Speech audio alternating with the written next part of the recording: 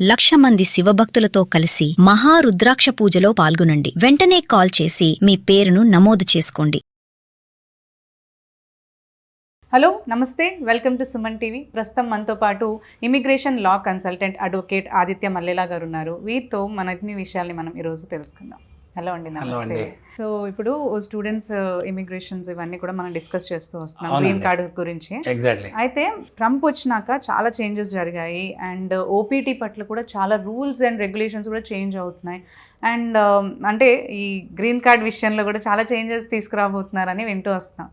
So ఏమైనా changes జరుగుతున్నాయి అంటారా నిజంగానే? యాక్చువల్లీ సో చేంజెస్ జరుగుతున్నాయా అంటే, ఏవైతే లాస్ ఇంతకుముందు ఆల్రెడీ ఉన్నాయో వాటిల్ని బాగా స్ట్రిక్ట్గా రూల్స్ అండ్ రెగ్యులేషన్స్ ఏవైతే ఉన్నాయో, లీగాలిటీస్ ఏవైతే ఉన్నాయో వాటిని ఎన్ఫోర్స్మెంట్లోకి తీసుకొస్తున్నాడు ట్రంప్.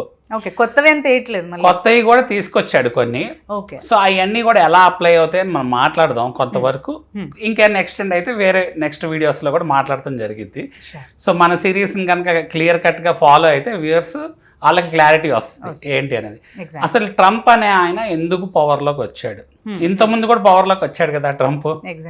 సో అప్పుడు కూడా ట్రంప్ పవర్లోకి వచ్చినప్పుడు అందరు భయపడింది ఏంటి? లోకల్ నాన్ లోకల్, అంతే కదా. సో యుఎస్ లాంటి కంట్రీలో లోకల్ నాన్ లోకల్ ఏంటి అసలు? అసలు అక్కడ ఉన్నాళ్ళు లోకల్ లేకపోతే వేరే వాళ్ళు నాన్ లోకల్ అనేది ఎలా డిస్క్రైబ్ చేస్తారు? ఒక రకంగా మాట్లాడుకుంటే land of immigrants US. Land of immigrants అంటే ఏంటి? అన్ని కంట్రీస్ నుంచి మైగ్రేట్ అయ్యి వచ్చి అక్కడ సెటిల్ అయిన వాళ్ళు. ఓకే, సో ఫస్ట్ జనరేషన్ వాళ్ళు వీళ్ళు, సెకండ్ జనరేషన్ వాళ్ళు అని మాట్లాడకుండా బాగుంటుంది.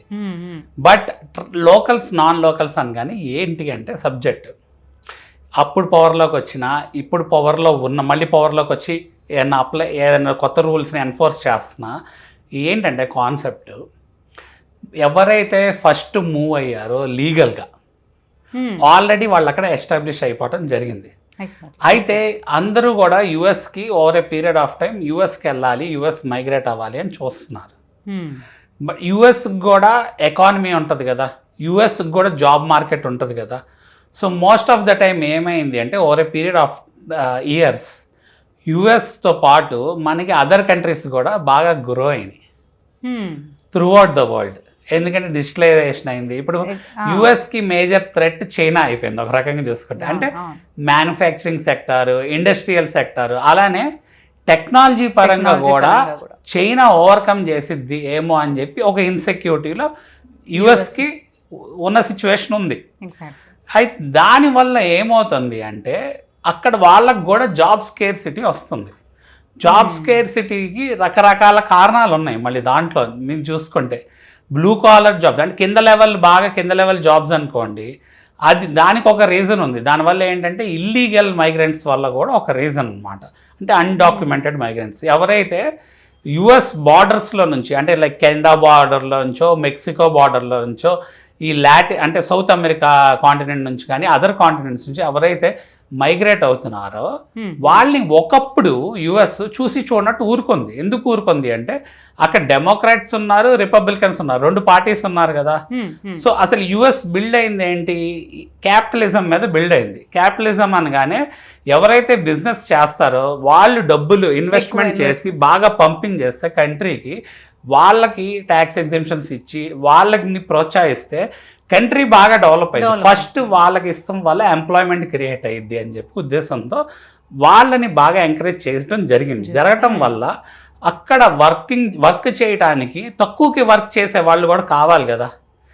దానివల్ల అందరినీ ఎంకరేజ్ చేసింది. ఎంకరేజ్ చేసినప్పుడు ఏంటి, ఇల్లీగల్గా అన్డాక్యుమెంటెడ్గా మైగ్రేట్ అయిన వాళ్ళు కూడా ఉన్నారు. లీగల్గా మైగ్రేట్ అయ్యే వాళ్ళకి ఒక ప్రొసీజర్ ఉంటుంది. ఇప్పుడు మన వాళ్ళు మైగ్రేట్ అయ్యారనుకోండి, యూజువల్గా ఏంటి, హై స్కిల్ సెట్ బేస్ చేసుకోనో, స్పెషాలిటీ ఆక్యుపేషన్ బేస్ చేసుకోనో, లేకపోతే ఒక యూనిక్నెస్ని బేస్ చేసుకొని జస్టిఫై చేసి లీగల్ డాక్యుమెంటేషన్ మీద మైగ్రేట్ అవ్వాలి.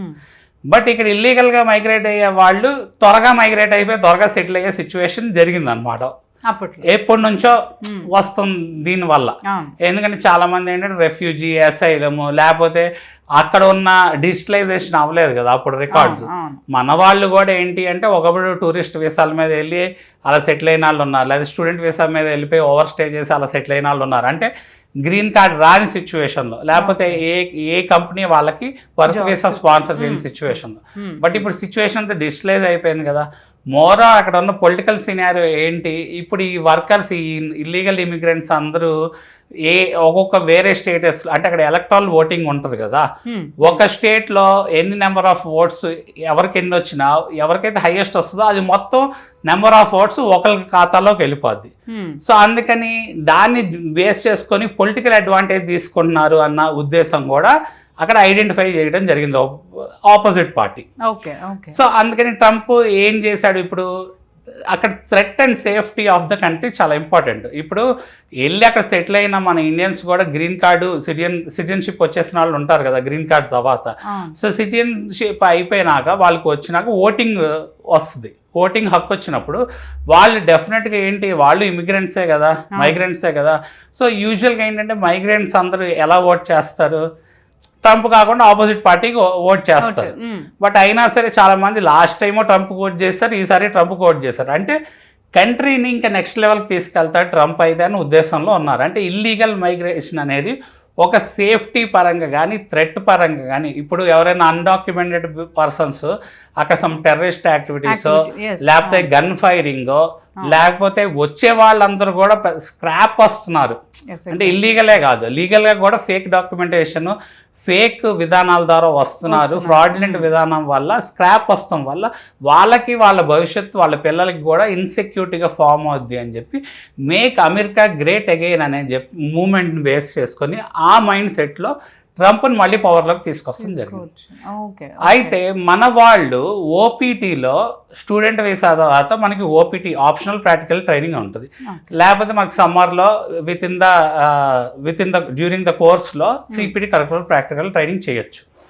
సో ఓపీటీకి మనకి స్టెమ్, సైన్స్, టెక్నాలజీ, ఇంజనీరింగ్ ఇలాంటి ఫీల్డ్స్కి ఏంటంటే ఎక్స్టెన్షన్ కూడా ఉంటుంది. అయితే ఏంటంటే స్టెమ్ డ్యూరేషన్లో ఏ ఎంప్లాయర్ మనకి స్టార్టింగ్ స్టెమ్ కంటే ముందు ఓపీటీలో ఎవరు స్పాన్సర్ చేయాల్సిన అవసరం లేదు.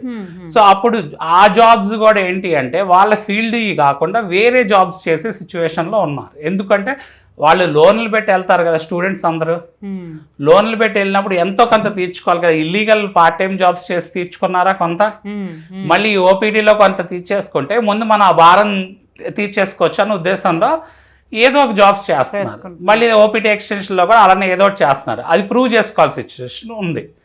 సో ట్రంప్ ఎన్ఫోర్స్ చేస్తుంది ఏంటి, మెయిన్గా ఇల్లీగల్గా ఎవరైతే ఎంటర్ అవుతున్నారో వాళ్ళ మీద సీరియస్ మెజర్స్ ఉన్నాయి. నెక్స్ట్ ఎవరైతే ఇల్లీగల్గా పార్ట్ టైం వర్క్స్ చేస్తున్నారో వాళ్ళ మీద కూడా సీరియస్ మెజర్స్ ఉన్నాయి. ప్లస్ ఓపీటీ పరంగా కూడా స్టెమ్ ఎక్స్టెన్షన్ తీసేస్తాడేమో అని చెప్పేసి డౌట్ఫుల్గా ఉన్నారు. స్టెమ్ ఎక్స్టెన్షన్ అంటే మేనేజ్మెంట్ వాళ్ళకి ఎక్స్టెన్షన్ పీరియడ్ ఉండదు. అప్పుడు మన వాళ్ళు ఎలా మరి H1B ఫైల్ చేసుకుంటారు. అసలు H1B ఫైల్ చేసుకుంటాం కూడా ఇప్పుడు పెద్ద ఇబ్బంది అయిపోయింది. ఎందుకంటే అది లాటరీ అయిపోయింది. ఇప్పుడు ఇంతమంది ఫైల్ చేస్తే ఓన్లీ ఇన్ని మాత్రమే ఉన్నాయి వీసాలు.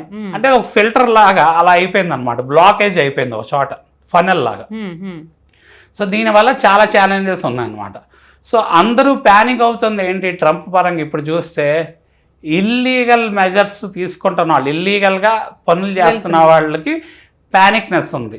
వాళ్ళు ఎందుకంటే ఎంతసేపు వాళ్ళ ఆలోచన అక్కడ డాలర్ సంపాదించేసుకుందాం, ఈ అప్పు ఎలాగలా తీర్చేసుకుందాం, వాళ్ళ బాధ వాళ్ళది. బట్ ఏంటంటే రూల్స్ అండ్ రెగ్యులేషన్స్ ఎన్ఫోర్స్ చేసినప్పుడు మిగతా వాళ్ళతో పాటు వీళ్ళు కూడా బయటపడే సిచ్యువేషన్ ఉంటుంది. సో ఫర్దర్గా ట్రంప్ ఇంకేమేమి తీసుకొచ్చాడు, ఏమేమి తీసుకురావచ్చు అని అనుకుంటున్నారు కూడా మనం నెక్స్ట్ వీడియోలో చూద్దాం. షూర్ అండి. థ్యాంక్ యూ అండి.